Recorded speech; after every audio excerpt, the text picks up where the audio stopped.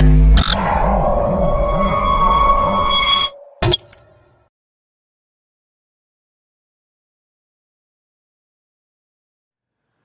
Dreamers, next topic આપણે આજે લઈએ અર્ધસૂત્રી ભાજનની ક્રિયા એટલે કે અર્ધીકરણ. લાસ્ટ લેક્ચરમાં આપણે સમસૂત્રી ભાજન એટલે કે સમવિભાજનની માહિતી મેળવેલી કે સમવિભાજનની અંદર કોઈ પણ એક કોષ હોય એનું વિભાજન થાય એટલે એક કોષમાંથી બે કોષનું નિર્માણ થાય.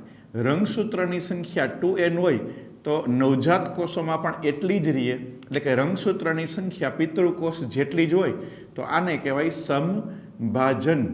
આ સમભાજનની ક્રિયા આપણે શીખી ગયેલા છીએ. હવે આપણે જોશું આજે અર્ધસૂત્રી ભાજનની ક્રિયા. અર્ધસૂત્રી ભાજનની ક્રિયામાં એક કોષ છે એનું બે વખત વિભાજન થાય. કુલ કેટલી વખત પ્રક્રિયા? બે સ્ટેપમાં થાય, બે વખત વિભાજન થાય. એટલે એક કોષમાંથી 4 કોષનું નિર્માણ થાય. રંગસૂત્રની સંખ્યા અહીંયા 2n હોય તો બાળકોષોની અંદર રંગસૂત્રની સંખ્યા n થઈ જાય, એટલે કે અડધી થઈ જાય. સમસૂત્રી ભાજનમાં રંગસૂત્રની સંખ્યા પિતૃકોષ જેટલી જ રહે છે, સોરી, જ્યારે અર્ધીકરણમાં રંગસૂત્રની સંખ્યા પિતૃકોષ કરતાં અડધી થઈ જાય છે. પ્રથમ સ્ટેપમાં જ અડધી થઈ જાય. આ પ્રક્રિયા છે એ બે સ્ટેપમાં થાય, આ પ્રક્રિયા એક જ સ્ટેપમાં થાય. તો તફાવત આપો, સમસૂત્રી ભાજન, અર્ધસૂત્રી ભાજન. પહેલો તફાવત શું થયો કે એકમાંથી બે કોષ બને, અહીંયા એકમાંથી 4 કોષ બને.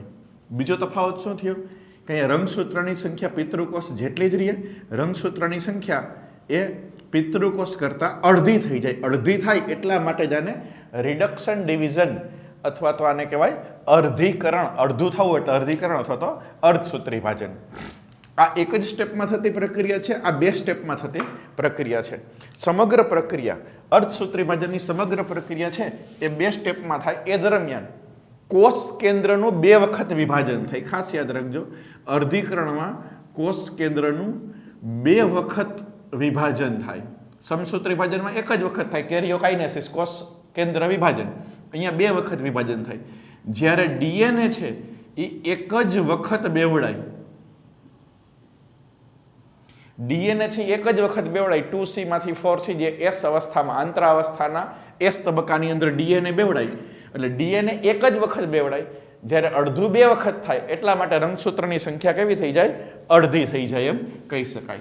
આખી પ્રક્રિયાના આપણા બે ભાગ કહીએ તો અર્ધીકરણનો તબક્કો એક, અર્ધીકરણ એનો પ્રથમ તબક્કો, અર્ધીકરણનો પ્રથમ તબક્કો, અને ત્યાર પછી આવે વચ્ચે આવે ઇન્ટરકાઇનેસિસ. ઇન્ટરકાઇનેસિસ અને એ પૂરી થાય એટલે અર્ધીકરણનો બીજો તબક્કો, અર્ધીકરણનો તબક્કો 2. અર્ધીકરણનો જે પ્રથમ તબક્કો છે એને આપણે વિભાજન પાડીએ તો પૂર્વાવસ્થા 1. પ્રથમ છે એટલે એને 1 કહેવાય. ભાજના અવસ્થા 1, ભાજનોત્તરા અવસ્થા 1 અને અંત્યાવસ્થા અથવા ભાજનાંતિમ અવસ્થા 1. આ પૂરી થાય એટલે ઇન્ટરકાઇનેસિસ આવે અને ત્યાર પછી આવે અર્ધીકરણનો બીજો તબક્કો.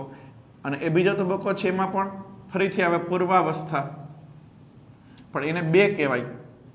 ભાજના અવસ્થા તો એ બીજો તબક્કો છે એટલે બીજી વખત આવી એટલે ભાજના અવસ્થા 2. ભાજનોત્તરા અવસ્થા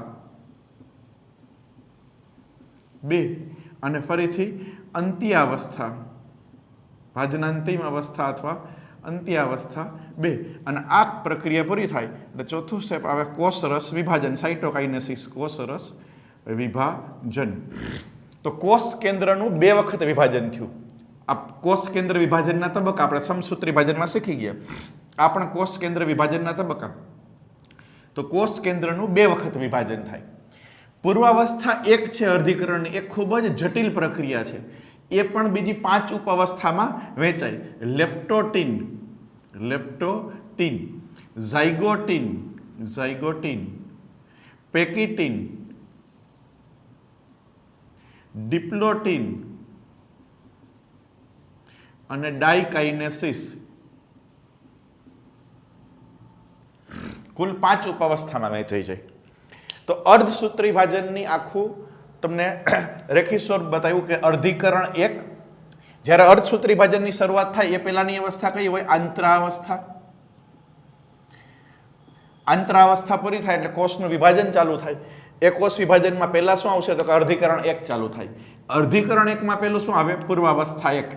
પૂર્વાવસ્થા 1 માં પહેલું શું આવે? લેપ્ટોટીન, પછી ઝાયગોટીન, પછી વેકિટીન, પછી ડિપ્લોટીન, પછી ડાયકાઇનેસિસ. આ પૂરું થાય પછી ભાજનાવસ્થા 1, ભાજનોત્તરાવસ્થા 1, અંત્યાવસ્થા 1. પછી વચ્ચે ઇન્ટરકાઇનેસિસ આવે. પછી પૂર્વાવસ્થા 2, ભાજનાવસ્થા 2, ભાજનોત્તરાવસ્થા 2, અંત્યાવસ્થા 2. અને આ કોષ કેન્દ્રનું વિભાજન પૂરું થાય એટલે કોષ રસ વિભાજન. આટલો છે એ કોષ કેન્દ્રનું વિભાજન છે. કોષ કેન્દ્ર વિભાજન અને આ કોષ રસ વિભાજન. પણ અહીંયા કોષ કેન્દ્રનું 2 વખત વિભાજન થયું. સમસૂત્રી વિભાજનમાં 1 જ વખત વિભાજન થયું. તો આના ઉપરથી જ કહી શકાય કે અર્ધસૂત્રી વિભાજનની ક્રિયા ખૂબ જ જટિલ અને ખૂબ જ લાંબી પ્રક્રિયા છે એમ કહી શકાય. આખી પ્રક્રિયા સમજવા આપણે પ્રયત્ન કરીએ કે અર્ધસૂત્રી વિભાજનની પ્રક્રિયામાં શું ફેરફાર થાય. અર્ધસૂત્રી વિભાજનની પ્રક્રિયાના ફેરફારની વાત કરીએ આપણે તો કોઈ પણ વિભાજન શરૂ થાય એ પહેલાની અવસ્થાને આપણે શું કહીએ? આંતરાવસ્થા કહીએ. આ આંતરાવસ્થાનો કોષ છે. આંતરાવસ્થામાં કોષ કેન્દ્ર પટલ, અહીંની મોટી બધી કોષ કેન્દ્રિકા અને અહીંયા રંગસૂત્ર દ્રવ્ય આવેલું હોય. રંગસૂત્ર દ્રવ્ય, ક્રોમેટિન, હિટ્રોક્રોમેટિન, યુક્રોમેટિન, એ તારા કેન્દ્ર આવેલું છે. આ તારા કેન્દ્ર છે. બીજી બધી અંગિકા છે કે જે કઈ હોય. આ આંતરાવસ્થા છે. G1, S અને G2 તબક્કો, ત્રણેય તબક્કા પૂરા થાય એટલે કોષ વિભાજન એટલે અહીંયા અર્ધીકરણ આપણે કઈ રીતે થાય? તો અર્ધીકરણની પહેલી અવસ્થા એટલે કઈ આવે? પૂર્વાવસ્થા 1. પૂર્વાવસ્થા 1. પૂર્વાવસ્થા 1 માં પહેલી અવસ્થા કઈ આવે? લેપ્ટોટીન. તો આપણે જોઈએ પૂર્વાવસ્થા 1 એની પહેલી અવસ્થા. આ પૂર્વાવસ્થા 1 ની પહેલી અવસ્થા આપણે જોઈએ છીએ લેપ્ટોટીન. આ કોષ કેન્દ્ર પટલ, કોષ કેન્દ્રિકા, આ કઈ અવસ્થા છે? લેપ્ટોટીન અવસ્થા છે. આ શું છે? તો કે તારા કેન્દ્ર છે. શું થશે લેપ્ટોટીનમાં? રંગસૂત્ર દ્રવ્યમાંથી રંગસૂત્રનું નિર્માણ થાય. રંગસૂત્ર દ્રવ્ય એમાંથી રંગસૂત્રનું નિર્માણ થાય. શરૂઆતમાં રંગસૂત્ર લાંબા પાતળા દોરી જેવા હોય. દોરી એટલે લેપ્ટો. લેપ્ટો અર્થનો શબ્દનો અર્થ થાય દોરી. એટલે રંગસૂત્ર લાંબા પાતળા દોરી જેવા છે. જો આ લાંબા લાંબા દોરી જેવા રંગસૂત્રો દર્શાવાય. અહીંયા 4 રંગસૂત્ર હું દર્શાવું છું કે આ 4 રંગસૂત્ર છે. હજી આમ રંગસૂત્રનો કોઈ શેપ હોય, આવો ચોક્કસ શેપ હોય એવો તમને દેખાશે નહીં કે આ 2 રંગસૂત્રિકા, આ સેન્ટ્રોમિયર, આવું રંગસૂત્ર નહીં દેખાય. આમ લાંબી દોરી દેખાશે. ઘણી વખત આ જે દોરી જેવી રચના છે એ દોરી જેવી રચનાની ઉપર એવી કેટલીક મણકા જેવી કે ગાંઠ જેવી રચના દેખાય એને કહેવાય ક્રોમોમિયર. અને શું કહેશું આપણે? ક્રોમોમિયર્સ. આ ક્રોમોમિયર્સ જેવી રચના છે એમ કહી શકાય. તો આ પહેલી અવસ્થા છે એને કહેવાય લેપ્ટોટીન. લેપ્ટોટીન પછીની વાત કરીએ ઝાયગોટીન. બીજી અવસ્થા કઈ આવશે? ઝાયગોટીન. કોષ કેન્દ્ર પટલ, કોષ કેન્દ્રિકા, તારા કેન્દ્ર, એઝ ઇટ ઇઝ, એમાં હજી કંઈ ફેરફાર નથી એમ બતાવ્યું. રંગસૂત્ર જે છે એ વધારે ઘનીકરણ પામે એટલે કે નાના થાય. જે લાંબા અને પાતળા છે એની બદલે ઘન થાય. રંગસૂત્રના નિર્માણની પ્રક્રિયા આપણે આગળના ચેપ્ટરમાં શીખી ગયા કે ન્યુક્લિયોઝોમ બને, સોલેનોઇડ બને, એકલ સૂત્ર બને, વધુ ગળી બનતી જાય. એટલે તો રંગસૂત્ર છે એકદમ ઘાટા અને સ્પષ્ટ બને. રંગસૂત્ર ઘાટા અને સ્પષ્ટ બન્યા. પણ આ જે રંગસૂત્ર છે, આ જે રંગસૂત્ર ઘાટા અને સ્પષ્ટ બન્યા, એ રંગસૂત્રની રંગસૂત્રિકા અલગ દેખાતી નથી. રંગસૂત્રિકા અલગ દેખાતી નથી. તો રંગસૂત્ર ઘાટા અને સ્પષ્ટ બન્યા. આ પહેલી પ્રક્રિયા. બીજી પ્રક્રિયા શું થશે ઝાયગોટીનની અંદર? આ અવસ્થા કઈ છે? ઝાયગોટીન. તો કે સમજાત રંગસૂત્ર જોડીમાં ગોઠવાય. સમજાત રંગસૂત્ર એટલે શું? તો કે સામાન્ય રીતે ઉચ્ચ કક્ષાના પ્રાણીઓની અંદર જે લિંગી પ્રજનન થાય એટલે શુક્રકોષ અને અંડકોષ જોડાય એટલે ફલિતાંડ બને અને ફલિતાંડમાંથી જીવનની શરૂઆત થાય. તો શુક્રકોષમાં જે રંગસૂત્ર હોય એ પિતૃ રંગસૂત્ર કહેવાય. અંડકોષના રંગસૂત્રને શું કહેવાય? માતૃ રંગસૂત્ર કહેવાય. મનુષ્યની વાત કરું તો શુક્રકોષમાં 23 રંગસૂત્ર હોય, અંડકોષમાં 23 રંગસૂત્ર હોય. એટલે આપણા શરીરની અંદર 23 જોડ રંગસૂત્રની થાય. કેટલી થાય? 23 જોડ એટલે કે 46 રંગસૂત્ર થાય. આ રંગસૂત્રની જોડી દર્શાવી. આમ 23 જોડ હોય. તો જોડમાં રહેલું જે રંગસૂત્ર છે એક આપણે પિતા પાસેથી વારસામાં મળે, બીજું માતાનું વારસામાં મળેલું હોય. એક પિતાનું અને એક માતાનું આપણે વારસામાં મળેલું રંગસૂત્ર આ બે રંગસૂત્રને શું કહેવાય? સમજાત રંગસૂત્ર. આને અસમજાત રંગસૂત્ર કહેવાય બધાને, પણ જોડીમાં રહેલા રંગસૂત્રને સમજાત રંગસૂત્ર કહેવાય. હવે અહીંયા ઝાયગોટિન અવસ્થામાં શું થાય? તો કે 4 રંગસૂત્ર છે તેમાંથી 2 પિતા પાસેથી વારસામાં મળ્યા હોય, 2 માતા પાસેથી વારસામાં મળ્યા હોય.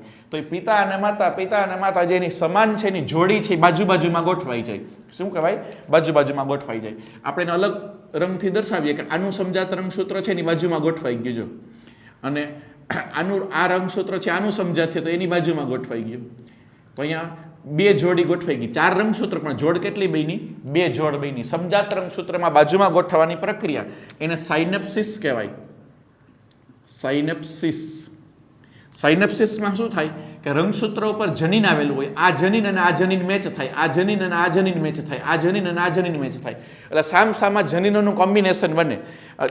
એક શબ્દ તો જીપરની જેમ આગળ વધે. જીપર, માની લો કે આ બે હાથને આપણે આમ મિક્સ કરવા હતા, આવી રીતના આમ ખાંચામાં બેસી જાય. જીપ એટલે જે આપણે ચેન હોય, શર્ટની ચેન બંધ કરીએ એટલે સામસામે આમ ખાંચામાં ફિટ થઈ જાય, નાખો આમ પેક થઈ જાય, આ મિક્સ થઈ ગયું. એમ 2 રંગસૂત્રના જનીનો મેચ થાય અને સામસામી રીતે આમ જીપરની જેમ આગળ વધે અને સમજાત રંગસૂત્રો જોડમાં ગોઠવાય. આ ઘટનાને શું કહેવાય? સાયનેપ્સિસ.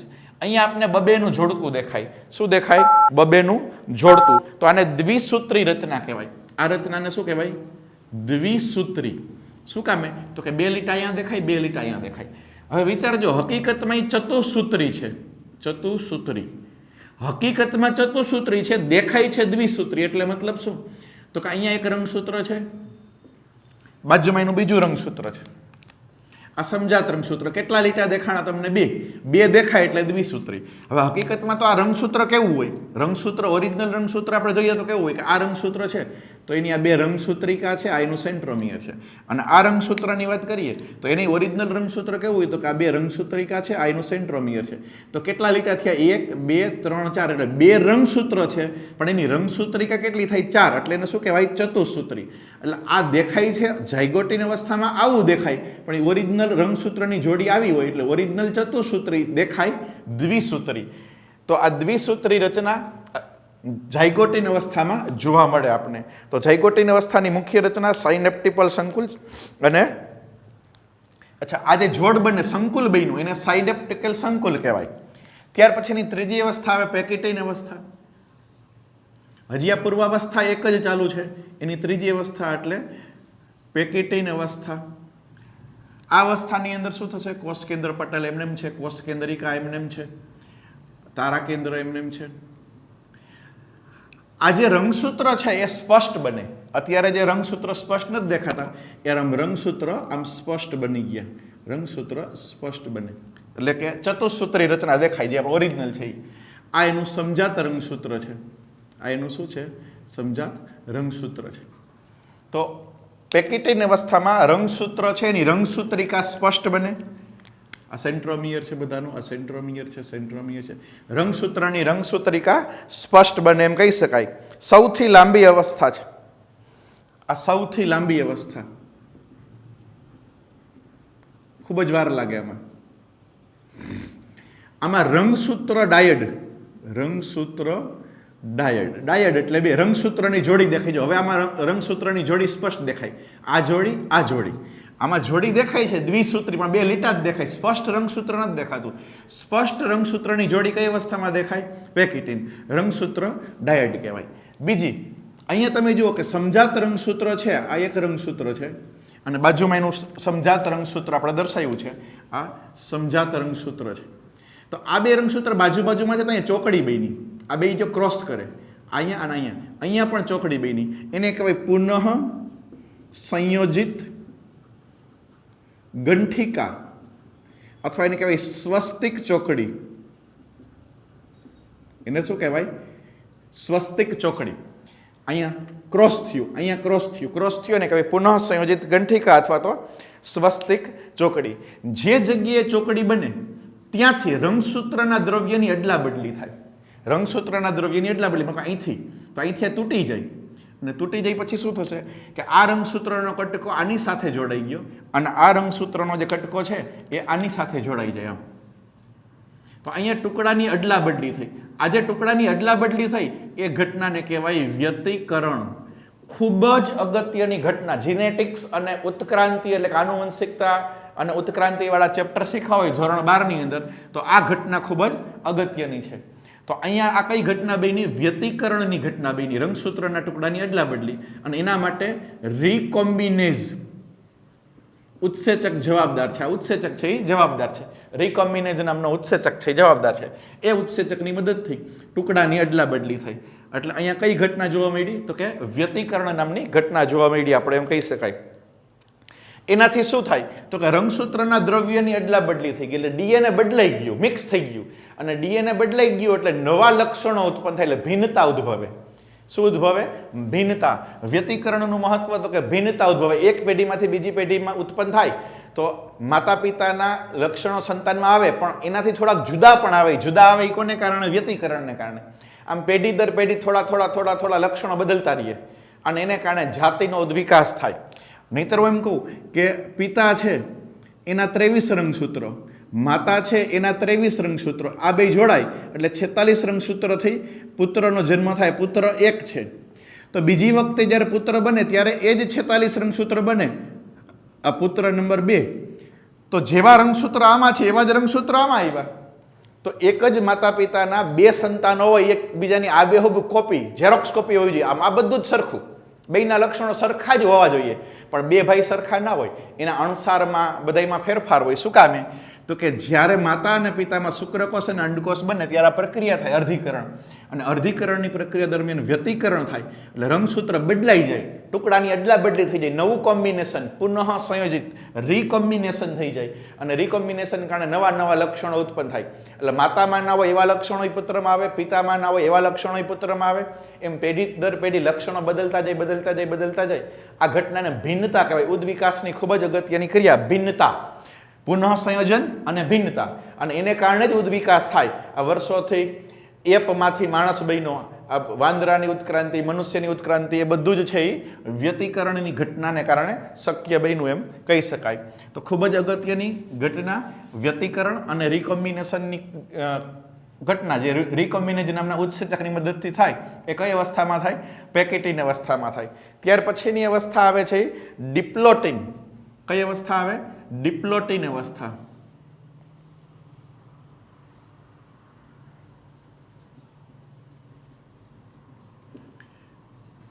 રંગસૂત્ર, કોષ કેન્દ્રિકા, કોષ કેન્દ્ર પટલ, અને આ તારા કેન્દ્ર એમ છે.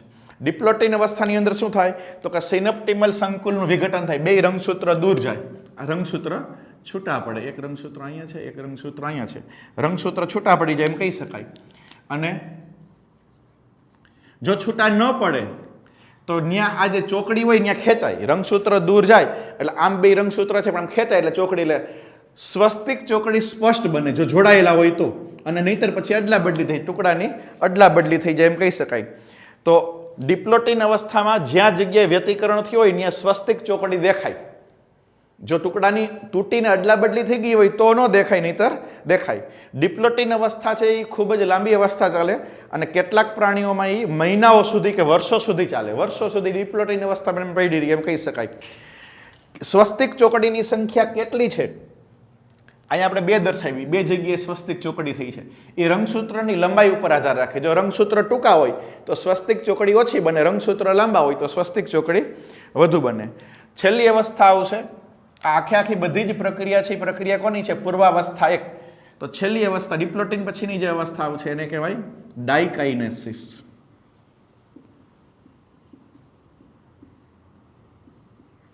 ડાયકાઇનેસિસ અવસ્થા એટલે સમસૂત્રી ભાજનની પૂર્વાવસ્થા. યાદ કરો, સમસૂત્રી પૂર્વાવસ્થામાં શું થશે?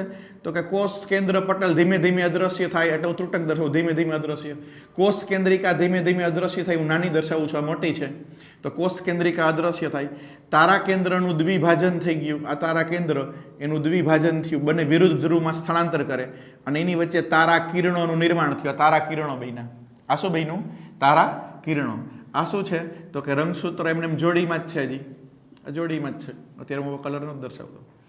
તો અહીંયા સુધીની પ્રક્રિયા કહેવાય પૂર્વાવસ્થા 1. લેપ્ટોટિન, ઝાયગોટિન, પેકિટિન, ડિપ્લોટિન, ડાયકાઇનેસિસ. પૂર્વાવસ્થા 1 પૂરી થાય પછી શું આવશે? ભાજના અવસ્થા 1. આના પછીની પ્રક્રિયા કઈ આવશે? ભાજનાવસ્થા 1, ભાજનાવસ્થા 1 આ બધી જ પ્રક્રિયા પૂર્વાવસ્થા 1 ની હતી. હવે ભાજનાવસ્થા 1, કોષ કેન્દ્રિકા અદ્રશ્ય થઈ જાય, કોષ કેન્દ્ર પટલ અદ્રશ્ય થઈ જાય. આ બે અદ્રશ્ય થઈ જાય એટલે રંગસૂત્ર છે એ કોષ રસમાં વિખેરાઈ જાય, પણ સમજાત રંગસૂત્ર છે એ જોડી છે એ છૂટી પડતી નથી અને વિષુવવૃત્ત પ્રદેશમાં આમ અનુપ્રસ્થ રીતે ગોઠવાઈ જાય. એક જોડી, આ બીજી જોડી, આ સમજાત રંગસૂત્ર ગોઠવાઈ ગયા. તારા કેન્દ્ર છે એ વિરુદ્ધ ધ્રુવમાં પહોંચી જાય. આ તારા કેન્દ્ર વિરુદ્ધ ધ્રુવમાં પહોંચી ગયું અને એમાંથી ત્રાકતંતુનું નિર્માણ થાય. જે રંગસૂત્રીય ત્રાકતંતુ એટલે કે રંગસૂત્ર સાથે જોડાયેલા હોય. રંગસૂત્રના કયા ભાગ સાથે જોડાયા? ક્રોમેટો કાઇનેટોફોર. પછી કેટલાક ત્રાકતંતુ કેવા છે? એમ સળંગ છે, જે કોઈ જોડાયેલા નથી. કેટલાક અધૂરા છે, અસતત કહેવાય, કોઈ સતત છે. આ બધાય ત્રાકતંતુ છે. સમસૂત્રી ભાજનની ભાજના અવસ્થામાં રંગસૂત્ર એક જ અરળમાં ગોઠવાતા હતા. અહીંયા જોડી નથી ગોઠવાતી. અહીંયા ભાજના અવસ્થામાં રંગસૂત્ર બબે જોડીમાં ગોઠવાઈ ગયા. બે અહીંયા, બે અહીંયા, જોડીમાં ગોઠવાય છે. ઓમાં એક જ લાઈન થતી, એમાં બે લાઈન થઈ. ભાજના અવસ્થા પછી કઈ આવે? ભાજનોત્તર અવસ્થા.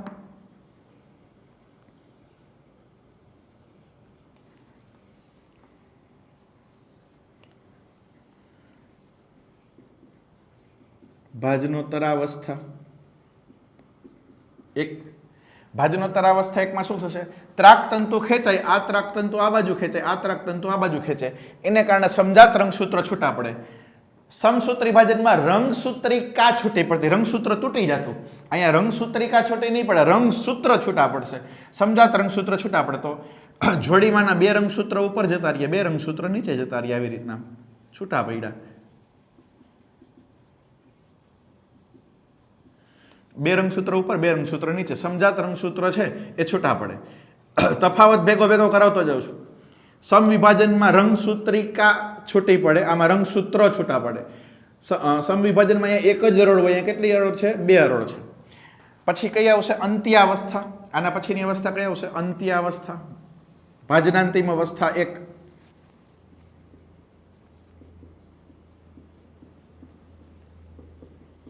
ભાજનાંતિમ અવસ્થા 1 માં શું થાય?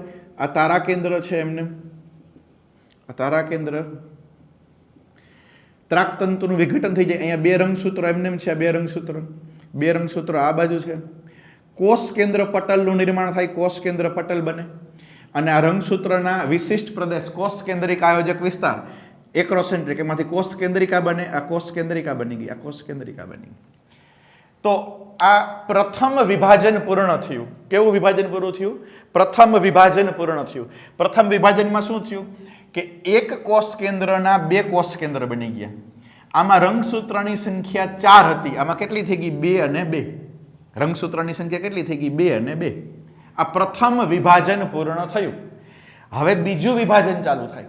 બીજું વિભાજન એટલે સમસૂત્રી ભાજન. ભૂલી જાઓ. પૂર્વાવસ્થા 2, ભાજનાવસ્થા 2, ભાજનોત્તરાવસ્થા 2, ભાજનાંતિમ અવસ્થા 2. જે બીજું વિભાજન છે, બધી બીજી પ્રક્રિયા, એ સમસૂત્રી ભાજનનો પ્રશ્ન શીખવાડ્યો.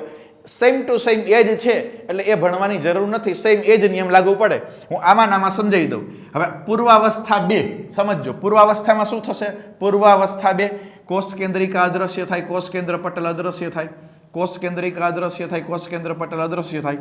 પછી આ તારા કેન્દ્રનું દ્વિભાજન થાય. આ તારા કેન્દ્રનું દ્વિભાજન થયું, તારા કિરણો બન્યા, તારા કિરણો બન્યા. એક આયરે બે જગ્યાએ પ્રક્રિયા ચાલે. ત્યાર પછી કઈ પ્રક્રિયા આવશે? ભાજનાવસ્થા. ભાજનાવસ્થામાં શું થશે? તો કે આ કોષ કેન્દ્ર પટલ સંપૂર્ણ અદ્રશ્ય થઈ ગયું. આ રંગસૂત્ર બે શું કરે? તો કે એક કરોડમાં ગોઠવાઈ જાય, આમ આમ ગોઠવાઈ ગયા. એક કરોડમાં બે રંગસૂત્ર છે. આ તારા કેન્દ્ર એક અહીંયા ઉતરીએ વિરુદ્ધ ધ્રુવ તરફ, એક અહીંયા ઉતરીએ વિરુદ્ધ ધ્રુવ તરફ. આ આની સાથે જોડાય, આ આની સાથે જોડાઈ જાય. એવી જ પ્રક્રિયા અહીંયા થાય કે આ બે બાજુએ અહીંયા શું થાય? બે રંગસૂત્ર. અહીંયા તારા કેન્દ્ર વિરુદ્ધ ધ્રુવમાં આ ત્રાકતંતુનું નિર્માણ થયું. ભાજનોત્તરાવસ્થામાં શું થાય? ત્રાકતંતુ ખેંચાય. ત્રાકતંતુ ખેંચાય એટલે શું થાય? રંગસૂત્રિકા છૂટી પડે. એટલે અહીંયા રંગસૂત્રિકા આવશે, અહીંયા રંગસૂત્રિકા. આમાં રંગસૂત્ર એલ અને વી આકારના દેખાય. કઈ અવસ્થામાં? ભાજનોત્તરાવસ્થા 2 માં. અહીંયા રંગસૂત્રિકા આવી ગઈ, અહીંયા રંગસૂત્રિકા આવી ગઈ. અને છેલ્લી અંત્યાવસ્થા 2. અંત્યાવસ્થા 2 માં ત્રાકતંતુ અદ્રશ્ય થઈ જાય, એનું વિઘટન થઈ જાય. કોષ કેન્દ્ર પટલ બને. આ કોષ કેન્દ્ર પટલ બની ગયું. कोष केंद्रिका बनी गई, कोष केंद्रिका बनी गई, कोष केंद्रिका बनी गई। हवे જોઈ લ્યો શું થઈ ગયું, એકમાંથી કેટલા કોષ કેન્દ્ર થઈ ગયા? 4। આમાં કેટલા રંગસૂત્ર છે? બધાયમાં 2 2 2 2 રંગસૂત્ર, 4 ના અડધા 2 થઈ ગયા। એટલે બીજો તબક્કો છે માત્ર અને માત્ર સમસૂત્રી વિભાજનનો। હવે કોષરસ વિભાજન થાય। કોષરસ વિભાજનમાં અહીંથી એમ ખાંચ થાય પરિઘથી કેન્દ્ર તરફ, એ જ રીતના અહીંથી પણ આમ ખાંચ ઉત્પન્ન થાય। આ ખાંચ લંબાઈને આમ જોડાઈ જાય, આ ખાંચ લંબાઈને આમ જોડાઈ જાય, તો એકમાંથી કેટલા કોષનું નિર્માણ થયું? 4 કોષનું નિર્માણ થયું। એક જ માંથી 4 કોષનું નિર્માણ થવાની આ પ્રક્રિયા છે એ અર્ધસૂત્રી ભાજનની પ્રક્રિયા। અને અર્ધસૂત્રી ભાજનની પ્રક્રિયામાં જે પ્રથમ પૂર્વાવસ્થા છે, એટલે પૂર્વાવસ્થા 1 છે, લેપ્ટોટીન, ઝાયગોટીન, પેકેટીન, ડિપ્લોટીન અને ડાયકાઇનેસિસ, એ જ ખૂબ જ મહત્વપૂર્ણ ઘટના છે। અને બીજું કે તફાવત ભાજનાવસ્થાની અંદર શું થાય, ભાજનોત્તરાવસ્થામાં શું થાય। સમવિભાજન હોય તો ભાજનાવસ્થામાં 1 હરોળમાં ગોઠવાય, અહીંયા 2 હરોળમાં ગોઠવાય। સમવિભાજન હોય તો એમાં રંગસૂત્રિકા છૂટી પડે, એમાં રંગસૂત્ર છૂટા પડે, તો આ એનો તફાવત થયો। તો આમ આપણે અર્ધસૂત્રી ભાજનની સંપૂર્ણ પ્રક્રિયા છે અહીંયા આપણે પૂર્ણ કરીએ એમ કહી શકાય। અર્ધસૂત્રી ભાજનની સંપૂર્ણ પ્રક્રિયા અહીંયા આપણે પૂર્ણ કરીએ। અર્ધીકરણની પ્રક્રિયા આપણે એનિમેશન દ્વારા નિહાળવાનો પ્રયત્ન કરીએ। અર્ધીકરણની પ્રક્રિયા છે એમાં ખાસ કરીને પૂર્વાવસ્થા 1, પૂર્વાવસ્થાની 1ની લેપ્ટોટીન, ઝાયગોટીન, પેકેટીન, ડિપ્લોટીન, ડાયકાઇનેસિસ, એ બધી અવસ્થા છે એ ગતિશીલ રીતે એટલે કે એનિમેટેડ સ્વરૂપે તમે અહીંયા જોઈ શકશો। સમજવા પ્રયત્ન કરો કે કઈ રીતના આ એનિમેશન છે એ જોવા મળે છે। દરેક અવસ્થાની અંદર જોવા મળતી વિવિધ ઘટનાઓ, લેપ્ટોટીન હોય તો દોરી જેવી રચના છે, ઝાયગોટીન હોય તો એમાં સમજાત રંગસૂત્ર જોડીમાં ગોઠવાય, ચીપરની જેમ આગળ વધે એટલે કે સાયનેપ્સિસ થાય, પછી પેકેટીનની અંદર વ્યતિકરણ થાય, રંગસૂત્રના ટુકડાઓની અદલા બદલી થાય, બધી જ ઘટના તમને અહીંયા એનિમેશન સ્વરૂપે જોવા મળશે, તમે જોઈ શકો છો।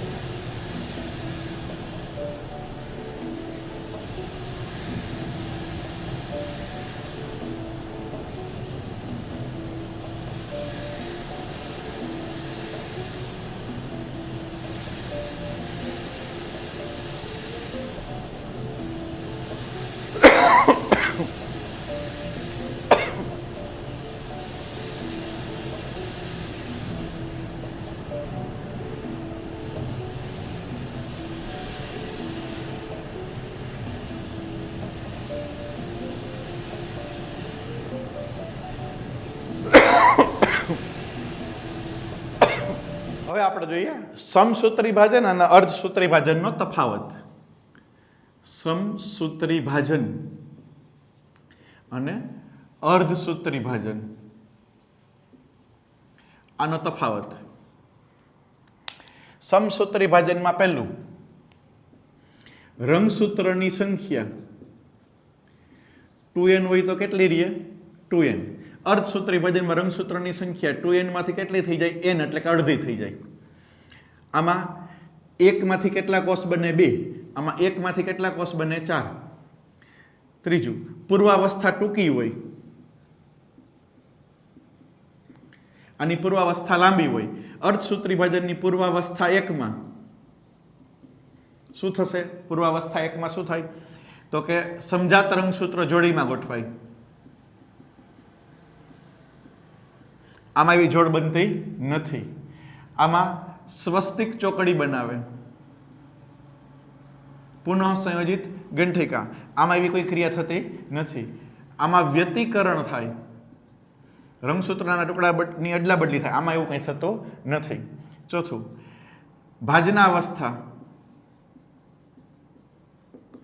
રંગસૂત્ર એક જ હરોળમાં ગોઠવાય, આમાં રંગસૂત્ર 2 હરોળમાં ગોઠવાય।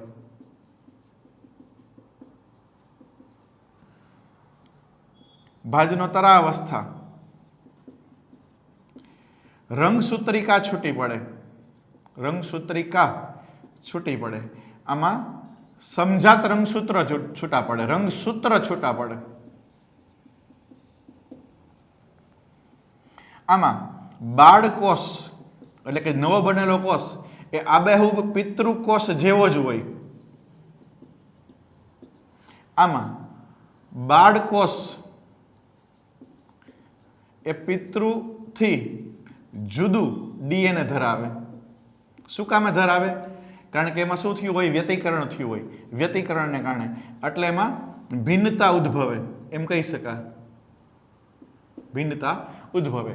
તો સમસૂત્રી ભાજન અને અર્ધસૂત્રી ભાજન. સમસૂત્રી ભાજન છે એ દૈહિક કોષોમાં થાય, જ્યારે આ પ્રજનન કોષોના નિર્માણમાં થાય. પ્રજનન કોષોના નિર્માણમાં, પ્રજનન કોષોમાં નહીં, પ્રજનન કોષોના નિર્માણમાં થાય અર્ધસૂત્રી ભાજનની ક્રિયા.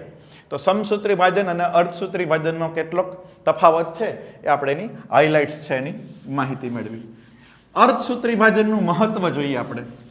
અર્ધસૂત્રી ભાજનનું મહત્વ.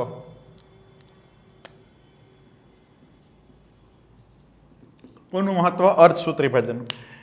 દરેક સજીવ, ઉચ્ચ કક્ષાના સજીવોની અંદર રંગસૂત્રની સંખ્યા નિશ્ચિત હોય. દરેક સજીવમાં રંગસૂત્રની સંખ્યા નિશ્ચિત હોય. દાખલા તરીકે મનુષ્યના દરેક કોષમાં 46 રંગસૂત્ર હોય. મનુષ્યના દરેક કોષમાં કેટલા હોય? 46. તો પૃથ્વી ઉપરનો કોઈ પણ મનુષ્ય, પેઢી દર પેઢી, મનુષ્યમાં કેટલા રંગસૂત્રો હોય? 46. હવે દાખલા તરીકે જીવનની શરૂઆત કેમ થાય? તો કે શુક્રકોષ અને અંડકોષ. માની લ્યો કે શુક્રકોષ અને અંડકોષ એ મનુષ્યમાં જ છે, તો એમાંય 46 જ રંગસૂત્ર હોત, એમાંય 46 જ રંગસૂત્ર હોત, તો ફલિતાંડની અંદર કેટલા રંગસૂત્ર થઈ જાય? 92, એટલે 92. રંગસૂત્રની સંખ્યા ડબલ થઈ ગઈ. તો એનો મતલબ કે એક પેઢી, ફર્સ્ટ જનરેશન, આ સેકન્ડ જનરેશન કહીએ, F2, તો એક પેઢીમાંથી બીજી પેઢીમાં આવેલા રંગસૂત્ર ડબલ થઈ જાય. પણ એવું તો થતું નથી. ગમે એટલી પેઢી થાય, માતા પિતાના પ્રત્યેક કોષમાં 46 રંગસૂત્ર હોય, તો એના સંતાનમાં 46 જ રંગસૂત્ર હોય. તો એટલા માટે શુક્રકોષમાં કેટલા રંગસૂત્ર થઈ જાય? 23. અને અંડકોષમાં કેટલા હોય? 23. એટલે જે નવું બાળક જન્મે એના પ્રત્યેક કોષમાં કેટલા રંગસૂત્રો થઈ જાય? 46. તો શરીરની અંદર માત્ર ને માત્ર પ્રજનન કોષો, શુક્રકોષ અને અંડકોષમાં રંગસૂત્રની સંખ્યા કેટલી હોય? અડધી. અને અડધી કરવા માટે કઈ પ્રક્રિયા જરૂરી? અર્ધીકરણ. એટલે અર્ધીકરણની પ્રક્રિયાથી પ્રજનન કોષોમાં રંગસૂત્રની સંખ્યા અડધી થઈ જાય. દૈહિક કોષોમાં 46 છે તો શુક્રકોષોમાં 23 થઈ જાય. દૈહિક કોષોમાં 46 છે તો અંડકોષમાં 23 થઈ જાય. તો આમાંથી અડધી ખાય એના માટેની જે પ્રક્રિયા છે એને આપણે શું કહીએ? અર્ધીકરણ.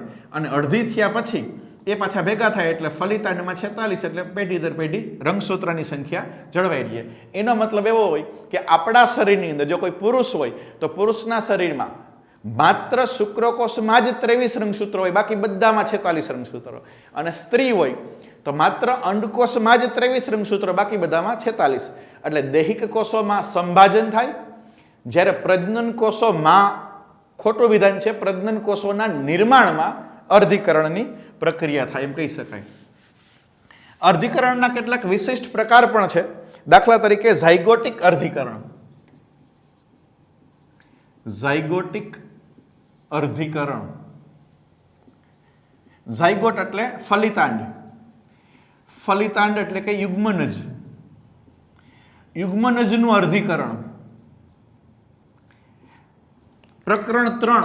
પ્રકરણ 3 ની અંદર વનસ્પતિનું જીવનચક્ર, એકવિધ જીવનચક્ર, દ્વિવિધ જીવનચક્ર અને એક દ્વિવિધ જીવનચક્ર. એમાં તમે શીખી ગયા કે એકવિધ જીવનચક્ર, એકવિધ જીવનચક્ર કોનું હોય? તો કે લીલ, એકાંગી. એકાંગી વનસ્પતિ એટલે કે લીલમાં જોવા મળે. એમાં ફલિતાંડ એટલે કે યુગ્મનજનું અર્ધીકરણ થાય. ફલિતાંડ અથવા તો યુગ્મનજનું અર્ધીકરણ થાય. બીજો જે પ્રકાર છે એ સ્પોરિક અર્ધીકરણ. સ્પોર એટલે બીજાણુ, એટલે બીજાણુના નિર્માણ દરમિયાન અર્ધીકરણ. આવું ક્યાં થાય? તો કે એકાંગી પછી દ્વિઅંગી, ત્રિઅંગી, અનાવૃત અને આવૃત બીજધારી. એટલે વનસ્પતિની વાત કરીએ તો એક દ્વિવિધ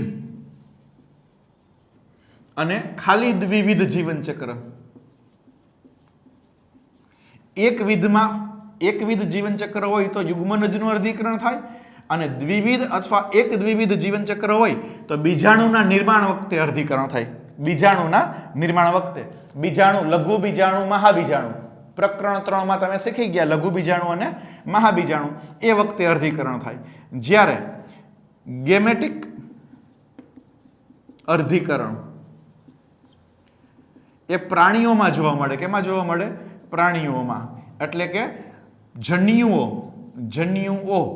બીજા શબ્દમાં કેવું હોય તો પ્રજનન કોષ એટલે કે શુક્રકોષ અને અંડકોષ ના નિર્માણ વખતે.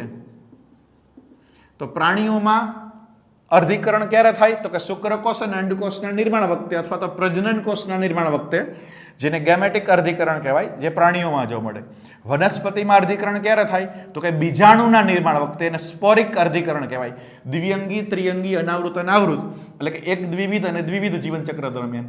અને ફલિતાંડનું અર્ધીકરણ કેમાં થાય? તો કે લીલમાં થાય, એકાંગી, જે એકવિધ જીવનચક્ર ધરાવે, એને ઝાયગોટિક અર્ધીકરણ કહી શકાય. એને શું કહી શકાય? ઝાયગોટિક અર્ધીકરણ. તો આમ આપણે અર્ધીકરણ વિશેની સંપૂર્ણ માહિતી પૂર્ણ કરી. એક નાનકડો ટોપિક છે લઈ લઈએ. પહેલો ટોપિક છે અસમભાજન. અસમભાજન. અસમભાજન નામ જ છે અસમાન વિભાજન.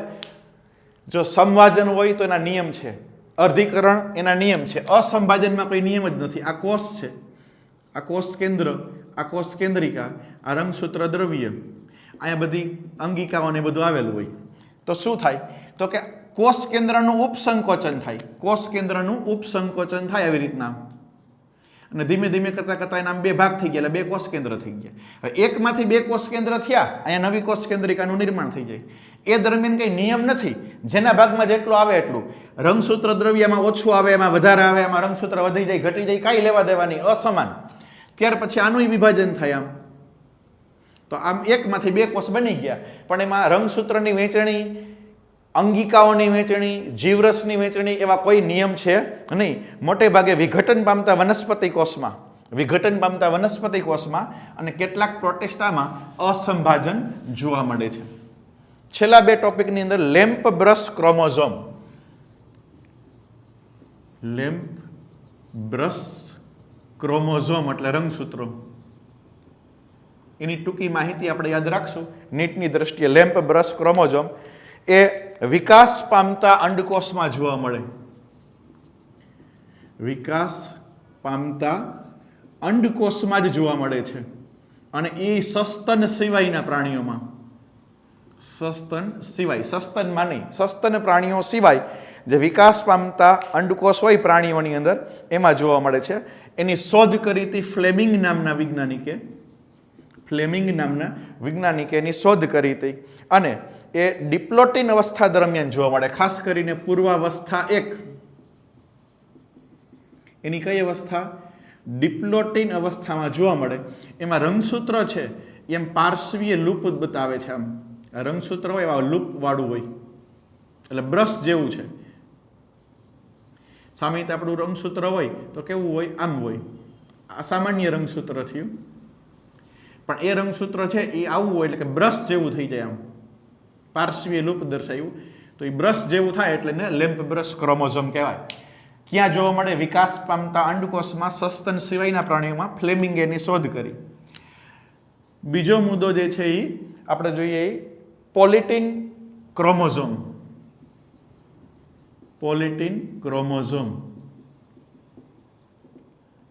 પોલિટીન ક્રોમોઝોમ વિશેની માહિતી બાલ્બીની નામના વૈજ્ઞાનિકે આપી હતી. બાલ્બીની. અને એ ડ્રોસોફિલા ફળમાખી, ડ્રોસોફિલા મેલેનોગેસ્ટર, જેને ફળમાખી કહેવાય, મધમાખી નહીં, ફળમાખી, મોટા કદની હોય એવી, ની લાડ ગ્રંથિમાં જોવા મળે. ડ્રોસોફિલા મેલેનોગેસ્ટર છે એની લાડ ગ્રંથિની અંદર જોવા મળે. કદની અંદર ખૂબ જ મોટું કદ હોય. આથી એને જાયન્ટ ક્રોમોઝોમ પણ કહેવાય. જાયન્ટ ક્રોમોઝોમ કેમાં જોવા મળે? ડ્રોસોફિલા મેલેનોગેસ્ટરની અંદર. અને એમાં એક વિશિષ્ટ પ્રકારની રિંગ જોવા મળે. આની અંદર આવી એમ રિંગ જોવા મળે, એને બાલ્બીની રિંગ કહેવાય. બાલ્બીની રિંગ જોવા મળે, એની વિશેષતા. ટૂંકી માહિતી છે, બહુ ડીપમાં ભણશો નહીં તો ચાલશે, ખાલી આટલું જ યાદ રાખશો. પોલિટીન ક્રોમોઝોમ ડ્રોસોફિલા મેલેનોગેસ્ટર એટલે કે ફળમાખીની લાળ ગ્રંથિમાં જોવા મળે. કદમાં મોટું હોવાથી એને જાયન્ટ ક્રોમોઝોમ કહેવાય. એમાં બાલ્મીની નામના વૈજ્ઞાનિકે શોધ કરી હતી એટલે એને બાલ્મીની રિંગ નામની રચના જોવા મળે છે. અને લેમ્પ બ્રશ છે એ સસ્તન સિવાયના પ્રાણીઓના અંડકોષમાં હોય અને એમાં આવી પાર્શ્વીય લૂપ જોવા મળે અને ડિપ્લોટિન અવસ્થામાં જોવા મળે અને ફ્લેમિંગે એની શોધ કરી હતી. આમ આ પ્રકરણ આપણે અહીંયા સંપૂર્ણપણે પૂરું કરીએ. Have a nice day. Thank you very much.